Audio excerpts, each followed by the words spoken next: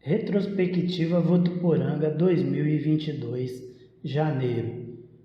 O mês de janeiro começou cheio de esperança de que pudéssemos voltar à normalidade com poucas restrições nos cuidados com a Covid, com grandes eventos públicos e com os festeiros caipiras da terra, meeiros do carnaval planejando dar sequência nos festejos do Momo lá no centro de eventos especialmente construído para eles. Acabou não havendo clima seguro para rolar a festa, com todos os carnavais da região cancelados, e o prefeito Jorge Seba também não se arriscou em autorizar a festa do Momo aqui e assumir a possibilidade do ônus de uma tragédia.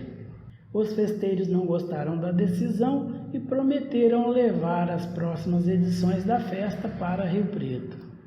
Na primeira sessão legislativa de 2022, em 24/1, o prefeito cumpriu o protocolo e abriu a sessão com uma resumida prestação de contas de 2021 e sua perspectiva para 2022. Fez malabarismo e um trocadilho maroto de termos na suposta geração de empregos, mas não conseguiu explicar que o CAGED registrou criação negativa de postos de trabalho na cidade e que mesmo o prefeito tendo feito muito esforço para tentar segurar parte das demissões na área de telemarketing que operava lá no galpão ao lado do shopping, um aluguel pago pela prefeitura, ainda assim ficamos com 185 postos de trabalho a menos no saldo de 2021, com promessa de ser pior ainda em 2022 para o setor. Fevereiro. Em fevereiro tinha a previsão de votação sempre polêmica do pacotão de cargos, que não foi votado em 2021 no primeiro ano de mandato por causa da legislação da pandemia. O pacotão passou na Câmara com sucesso, criando uma estrutura de 251 cargos na administração municipal, 26 cargos e 225 funções de confiança. Uma bomba explodiu na cidade e no estado todo em matéria do Estadão, que trazia o deputado Carlão Pignatari na capa, citando que ele havia sido gravado em grampos comprometedores em 2019 com o médico corrupto das organizações sociais Cleudson Garcia Montale, o careca ostentador com dinheiro da corrupção na internet. O telefone sem fio da corrupção tinha produzido mais uma vítima. Março. Em março, o bicho pegou geral e as notícias ruins fizeram morada por aqui. O caos da buraqueira aberta nas ruas da cidade, depois das chuvas de verão, dava o tom da crítica da população abandonada. Na saúde, notícias de que estava faltando tudo, do mais básico nos postinhos da saúde municipal. Aquele tradicional freio de arrumação do início do ano fiscal que paralisa tudo e acaba demorando para arrancar novamente nas despesas. Mas agora tinha outro culpado, a guerra na Rússia, que atrapalhou a produção de remédios, encareceu o produto final e fez faltar tudo no mercado. Na educação, denúncias de que a casa também estava toda bagunçada, com terceirizações e contratações de treinamentos estranhos para todo lado, com o funcionalismo reclamando de que o secretário tirava os funcionários do trabalho para participarem de dinâmicas estranhas como encher bexiga ou ensinar o funcionalismo do setor em como se vestir, enquanto se acumulava reclamações da população com a falta de vagas em creches e em alguns setores da administração municipal. O prefeito Jorge Seba, que já tinha assinado debaixo dos atos do secretário no final de 2021, ao comprar 3 veículos novos para a pasta, um de luxo para uso do secretário, absorveu e abonou novamente a confiança no trabalho do seu confiado da pasta. Nas arrumações políticas do ano eleitoral, tudo já dava a entender que teríamos muitos candidatos aqui na cidade na disputa agendada para o início de outubro, e assim se fez realidade. Abril. Em abril, a situação na saúde se agravou, pois além da falta de tudo, de remédios médicos e exames, a cidade colapsou com o aumento dos casos de dengue ainda se misturando aos sintomas de Covid. Novamente, a população se indignou com a incapacidade de atendimento digno no sistema de saúde municipal, com muita reclamação de demora nas intermináveis filas do sistema. Na política, o governador Rocarcinha distribuía ônibus, caminhão, pá carregadeira, tratores e ambulâncias aos prefeitos do estado todo, na tentativa desesperada de se tornar conhecido no estado. Mas aqui vazava notícias de que aquelas 10 praças de pedágios planejadas para a região seriam implantadas. Uma tentativa desesperada do governador Rocarcinha de colocar o bode na sala dos paulistas da Noroeste, para depois tirá-lo e ficar com o crédito de espantador de bode. Mas acabou foi pegando mal para todo mundo, já que a trinca João Bolsodória / Rocarcinha / Carlão Pignatari estava muito desgastada aqui na região com suas peripécias administrativas dos últimos anos e com o selo de trio calafrio já consagrado. Maio.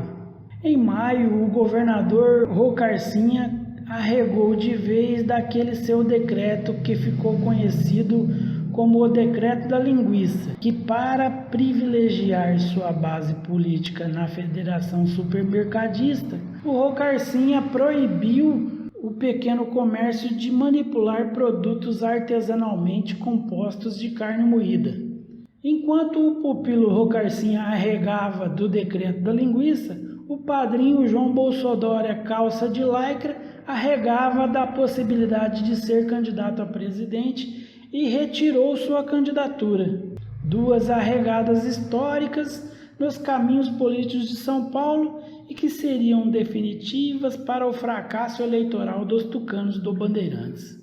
Em maio também explodiu o escandaloso caso da tatuagem no cooler da Anitta, que começou com o escárnio da dupla sertanoja Zé Neto e Cristiano em show difamando a colega em público em Sorriso, no Mato Grosso, e terminou com a Anitta tatuando o nome dela nos coolers da dupla e do também sertanojo Gustavo Lima, que depois ficou conhecido pela alcunha de Gustavo Limpa, depois que todo mundo ficou sabendo das peripécias dessas duplas sertanojas ligadas ao marketing de campanha do Jair Bolsonaro, com a expertise em limpar cofres das prefeituras amigas do regime.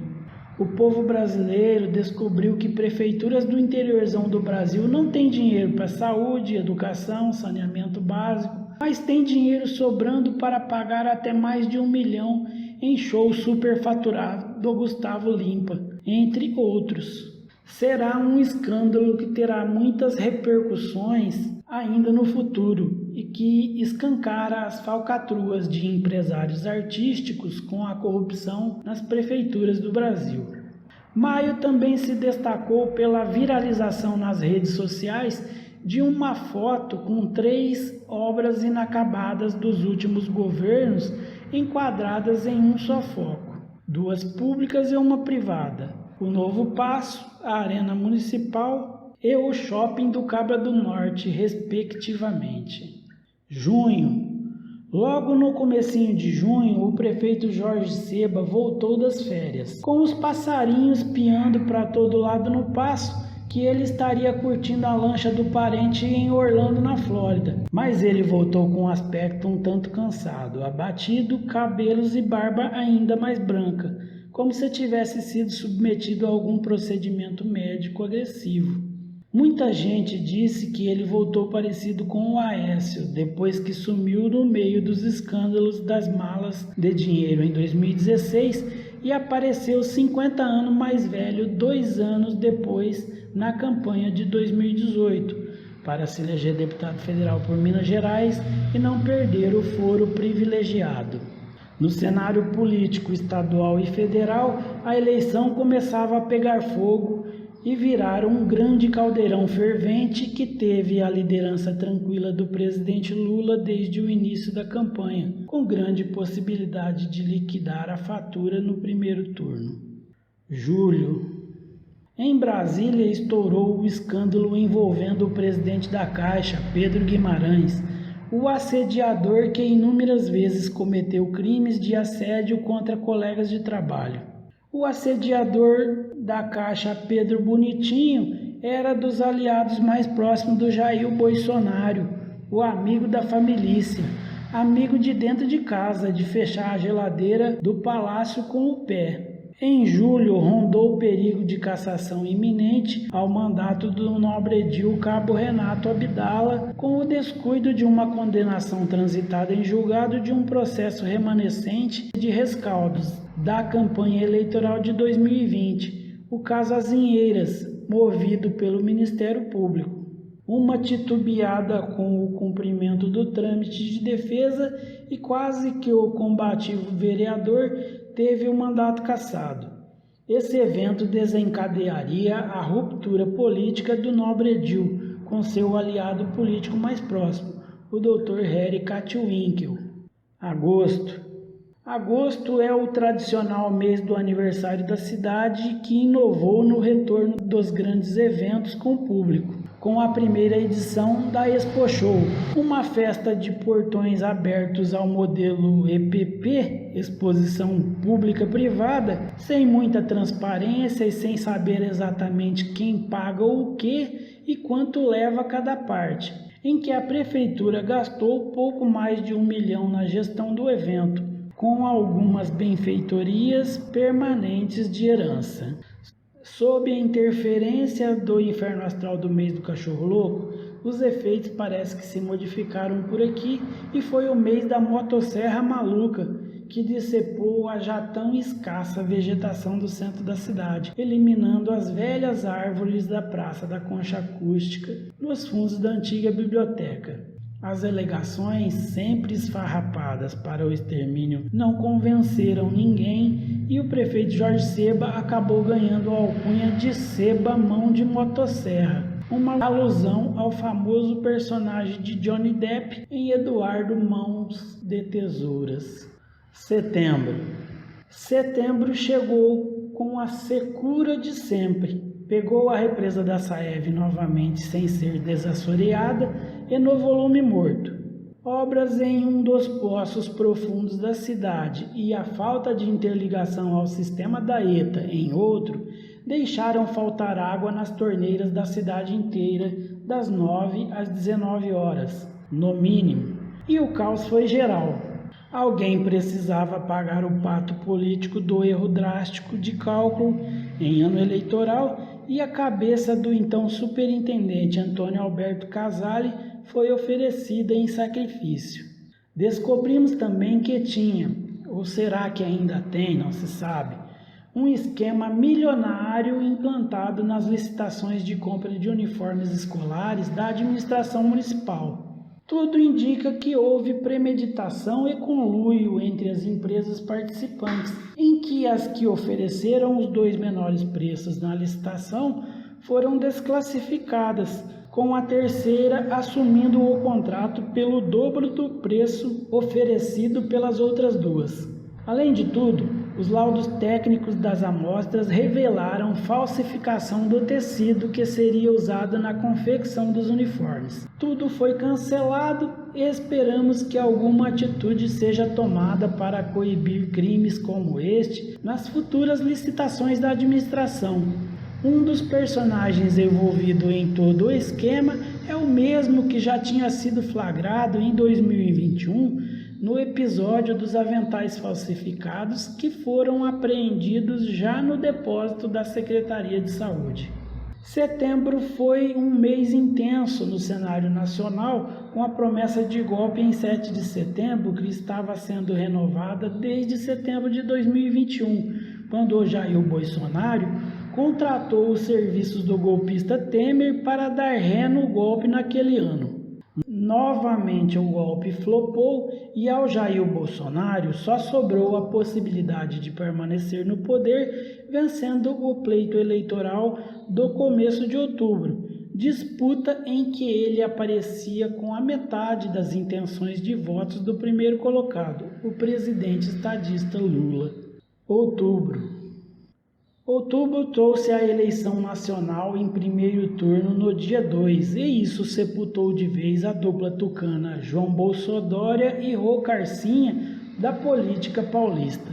O deputado Carlão Pignatari, que tomou parte neste trio calafrio como presidente da Alesp, apoiando esses dois canalhas, se salvou obtendo seu quarto mandato na Alesp, mas desta vez estando em situação política desfavorável que nunca esteve antes nos outros 3 mandatos. Não seria mais um parlamentar próximo do governador que foi eleito em 30 de outubro. O poste carioca do Jair Bolsonaro, Tarcisão Poste do Rio.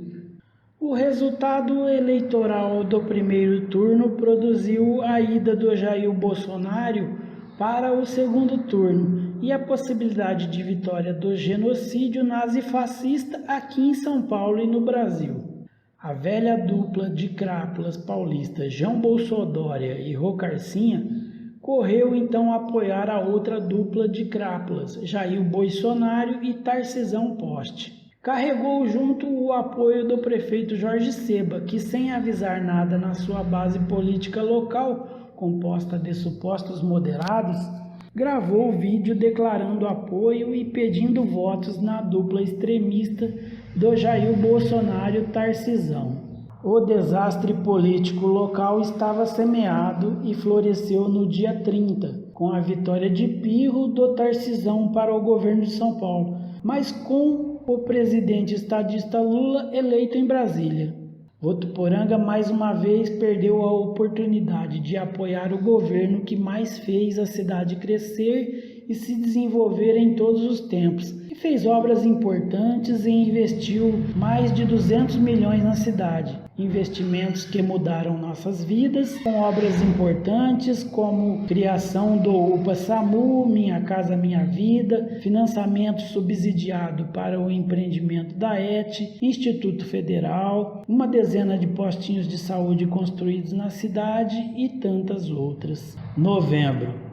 Com o resultado eleitoral sagrado, novembro foi o mês da choradeira e da dor de cotovelo eleitoral dos derrotados, que primeiro trancaram estradas e promoveram badernas e balbúrdias no país todo. Depois se amotinaram na frente dos quartéis do Brasil pedindo golpe militar em apoio ao governo eterno do mito do gado. Refeito o balanço do cenário eleitoral constituído para os próximos 4 anos, Votuporanga perdeu muito com as lideranças políticas locais apoiando o lado perdedor em Brasília. Votuporanga e região não terá representantes diretos em Brasília. Todos os parlamentares eleitos pela região apoiaram o candidato derrotado. Para piorar tudo, o deputado Carlão Pignatari, que sempre foi afiliado político do ex-tucano Geraldo Alckmin, eleito como vice-presidente na chapa do Lula, além de não ajudar e não atender a convocação do ex-padrinho, ainda berrou aos 4 cantos do estado que a dupla de canalhas João Bolsonaro / Rô Carcinha foi muito mais eficiente como governador do que ele. Isso quebrou um elo político que parecia ser eterno. Dezembro. Como é do regulamento interno, uma nova mesa diretora seria composta na Câmara para o próximo biênio e 2 candidatos despontaram na disputa da vaga. O candidato do sistema, Daniel Davi, e o candidato Jura, que se colocou como alternativa na disputa. O sistema venceu novamente de forma esmagadora e o DD foi eleito para a presidência da mesa no próximo biênio. O Jura, livre depois de pedir baixa da vice-liderança do governo, certamente voltará às suas origens com o desenvolvimento do restante do mandato de forma independente. Enquanto isso, o atual presidente Serginho da Farmácia tocou obras desnecessárias de maquiagem da Casa de Leis de 1,5 milhão, obras que os pares e alguns membros da sua própria mesa diretora só ficaram sabendo quando o blog do Lamparina noticiou a publicação do edital.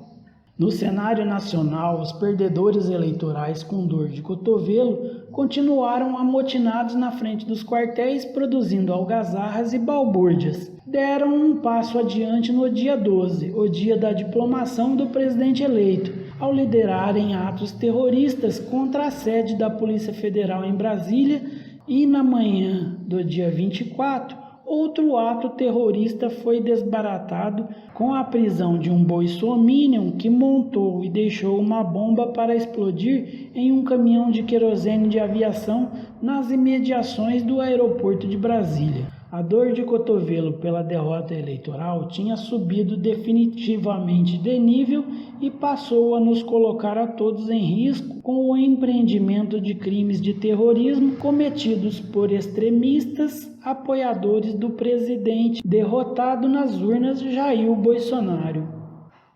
O ano de 2022 termina com o livramento de mais da metade da população brasileira que nas urnas disse não à continuidade do governo genocida do Jair Bolsonaro, o presidente incapaz, o presidente que nunca esteve à altura do cargo e que deixará um legado de bilhões em estouro no teto de gastos orçamentários. O governo que entregou o comando do país ao Centrão e no segundo ano de governo, no auge da pandemia, e foi para a rua disseminar o vírus em sua conduta negacionista e na sua irresponsabilidade governamental de não ter assumido a gestão da pandemia, ainda de ter se omitido no combate dela, o que fez do Brasil o pior resultado da pandemia entre as maiores economias mundiais. Democraticamente e no voto da maioria nos livramos do Jair Bolsonaro e da sua família irresponsável. Podemos voltar a sonhar com o futuro, com um país mais equilibrado e que novamente se coloque em marcha no caminho da evolução humana e social, jornada colocada em regressão neste governo abjeto que termina. O caminho ainda é longo na reconstrução da estrada, mas já demos o primeiro passo para o retorno democrático e da normalidade institucional da nação. Feliz 2023 com saúde, paz e esperança para todos.